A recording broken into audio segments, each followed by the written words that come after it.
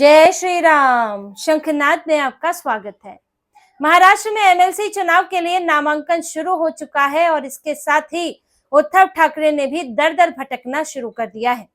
23 तारीख से नामांकन की शुरुआत हो चुकी है। 23 अप्रैल तक का समय है और इस बीच उद्धव ठाकरे देर रात चुपचाप 2 बजे देवेंद्र फडणवीस से मिलने, सीएम से मिलने वर्षा पहुंचे थे।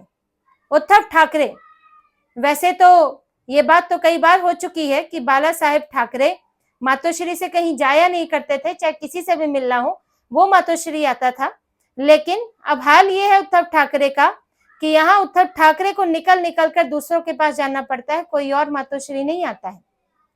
तो उद्धव ठाकरे पहुंचे थे वर्षा रात 2 बजे चुपके से, ताकि मीडिया से बच सके, लोगों की नजरों से बच सके और गुपचुप वार्ता कर सके। लेकिन खबर तो लीक हो गई और सामने आ गया कि उद्धव ठाकरे वहां देवेंद्र फडणवीस से कुछ ऐसी बातचीत करने पहुंचे थे जो सबके सामने नहीं हो सकती थी। जो जब आप यहाँ चेंबर में पहुंचते हैं विधानसभा के अंदर, तो आप अपने साथ 2-4 नेता और ले जाते हैं। कई बार आदित्य ठाकरे भी होते हैं और फूल गुलदस्ता भी ले जाते हैं, फोटो भी खिंचती है, तो उनके सामने आप कुछ बातें करते हैं। लेकिन इस बार बात कुछ ऐसी थी जो किसी के सामने नहीं हो सकती थी। आदित्य ठाकरे भी नहीं थे साथ में। तो उद्धव ठाकरे को कुछ ऐसा करना था, कुछ ऐसा मांगना था जो किसी के सामने मांग लेते तो बड़ी ही समस्या खड़ी हो जाती, या कह सकते हैं कुछ ऐसा डायरेक्ट मांगना था। ये वही उद्धव ठाकरे हैं जो देवेंद्र फडणवीस के शपथ ग्रहण समारोह में नहीं पहुंचे थे। वही उद्धव ठाकरे हैं जिन्होंने देवेंद्र फडणवीस से मुख्यमंत्री की कुर्सी छीनी थी, क्योंकि देवेंद्र फडणवीस को ही उस वक्त मुख्यमंत्री बनना था जब इन्होंने महाविकास आघाड़ी बना ली उद्धव ठाकरे ने। आज वो देवेंद्र फडणवीस के पास रिक्वेस्ट करने पहुंचे हैं, क्योंकि एमएलसी चुनाव है और एमएलसी चुनाव में ये फंसे हुए हैं। कोई एक सीट मिल सकती है, लेकिन उस सीट में भी आघाड़ी के अंदर 10 तरह के पेच हैं। कहा जा रहा है कि उद्धव ठाकरे अगर एमएलसी के लिए खड़े होते हैं तो ही कांग्रेस जो है समर्थन देगी। कांग्रेस के हर्षवर्धन सपकाल कुछ दिनों पहले आए थे मातोश्री में और उनका यही कहना था कि वैसे तो ये सीट कांग्रेस को मिलनी चाहिए क्योंकि हमने राज्यसभा शरद पवार को दे दी, तो आप अगर खुद खड़े होते हैं तब तो फिर भी हम समर्थन कर देंगे, लेकिन अगर आपकी पार्टी से कोई और खड़ा होता है तो हम समर्थन नहीं करेंगे। अब यहाँ उद्धव ठाकरे की पार्टी में तो हाल ये है कि एक अनार 100 बीमार।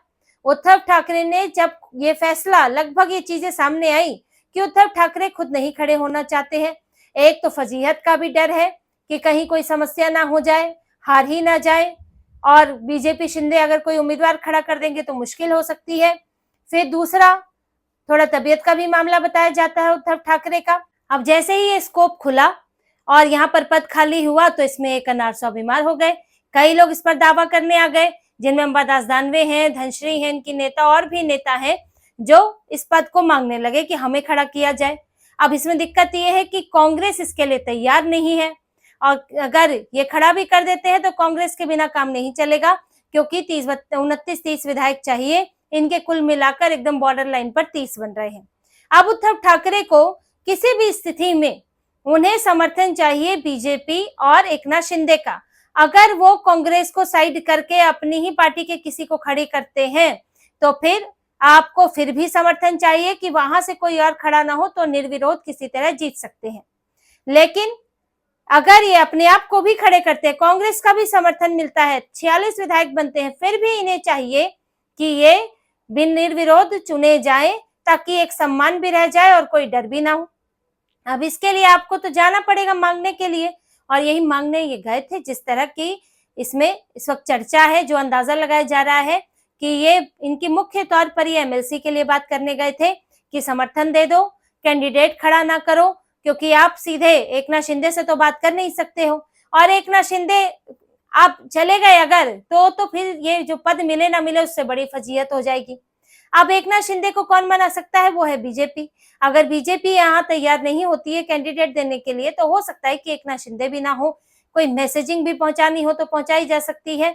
और अगर देवेंद्र फडणवीस, क्योंकि बीजेपी को तो वही देख रहे हैं यहाँ पर, तो देवेंद्र फडणवीस से अगर रिक्वेस्ट करते हैं और देवेंद्र फडणवीस इसे मान लेते हैं तो बड़ा मुश्किल है कि फिर एकनाथ शिंदे इसे ना माने।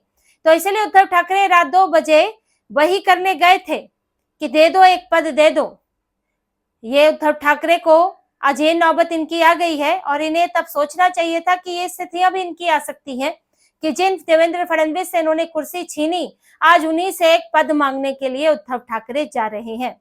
और इनका संकट यहीं तक सीमित नहीं है, इनके तो एक सांसद भी आजकल गायब है, संजय जाधव, परभणी से इनके सांसद हैं। और ये सुनने में आ रहा है, ये जानकारी आ रही है कि परभणी लोकसभा क्षेत्र के लिए जो बैठक हुई थी, अब लोकसभा क्षेत्र की बैठक थी और उसमें संजय जाधव नहीं आए।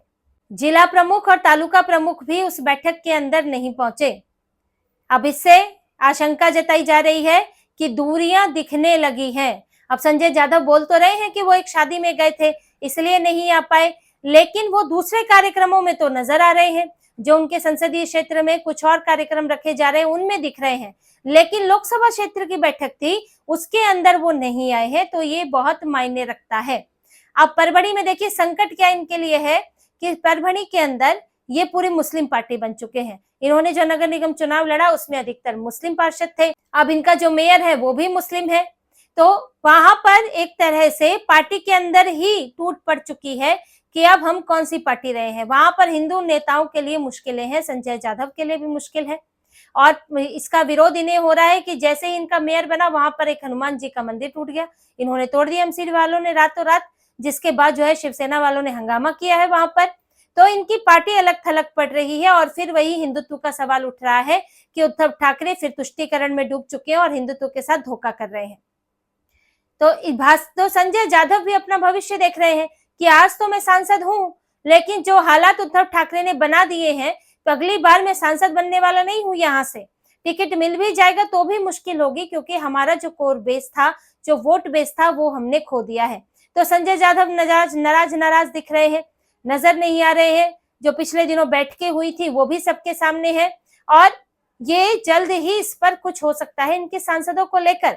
अभी तो आम आदमी पार्टी के सांसद गए हैं, इसीलिए कुछ इशारा शांत रहने का भी था। इस तरफ एकनाथ शिंदे को कुछ इशारा किया गया था, क्योंकि अब बैक टू बैक हर पार्टियों से सांसद नहीं भर सकते हैं और इधर आम आदमी पार्टी से लेना ज्यादा महत्वपूर्ण था, क्योंकि यहाँ तो आपका पलड़ा भारी है लेकिन उधर पंजाब में पलड़ा भारी नहीं है। तो जब मौका मिला आपने उन्हें अपनी तरफ लिया। तो आगे उद्धव ठाकरे का नंबर लग सकता है। तो इस संबंध में भी इनकी कुछ बातचीत हो सकती है, क्योंकि लगातार इनके सांसद एकनाथ शिंदे के संपर्क में होने की बात सामने आ रही है। तो उद्धव ठाकरे फिर वही लौट के बुद्धू घर को आ रहे हैं और एक बार देवेंद्र फडणवीस के साथ पहुंच रहे हैं। लेकिन बात यह है कि अगर ये जो हर बात पर तलवार लिए घूमते हैं, विरोध करे घूमते हैं और सरकार को कटघरे में खड़ा करते हैं और बेमतलब की चीजों में भी कटघरे में खड़ा करते हैं, तो फिर अब देवेंद्र फडणवीस को भी सोचना होगा कि इनको कितना सपोर्ट करें और क्यों करें, और उद्धव ठाकरे को क्यों इस तरह से इनके लिए आसान रास्ता बनाया जाए जो ये चाह रहे हैं। तो उद्धव ठाकरे के लिए इन्होंने अपनी रिक्वेस्ट कराए होंगे, लेकिन रिक्वेस्ट कितनी मानी जाएगी इस पर भी शंका बनी हुई है। तो इसी तरह की और खबरें और विश्लेषण आपके लिए लाते रहेंगे। हमसे जुड़े रहिए, सब्सक्राइब कीजिए, कमेंट कीजिए। बहुत बहुत धन्यवाद। जय श्री राम।